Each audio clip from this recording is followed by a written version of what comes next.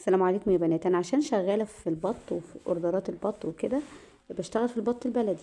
فالبطتين دول جم ليا بنضفهم، لقيت واحده لونها، شايفين اللي هي عليها السهم دي، لونها غريب شويه. التانية لونها مصفر اللي هي على ايدنا الشمال. فطبعا بقول لصاحبتهم هم عاملين كده ليه؟ فقالت لي انقعيهم في الليمون والخل. انا طبعا لا يمكن ان انا انقع في خل لانه بيثبت الزفاره شويه. ف حطيتهم في الليمون وسكر ونقعتهم يعني وملح وحاجات من دي، وصفيتهم وشطفتهم وصفيتهم خالص خالص. وبعد كده لما جيت حطيتهم في الفريزر واتجمدت البطه، طلعت معايا باللون وبالشكل ده. يا ترى بقى ايه ده؟ انا بصراحه مش شايفه لها تفسير، غير اني قلت ان دي اكيد طبعا كانت مريضه.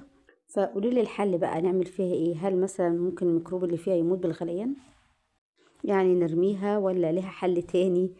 يا ريت تقولي لي في التعليقات. وشكرا ليكم، ونشوفكم على خير في فيديو جديد.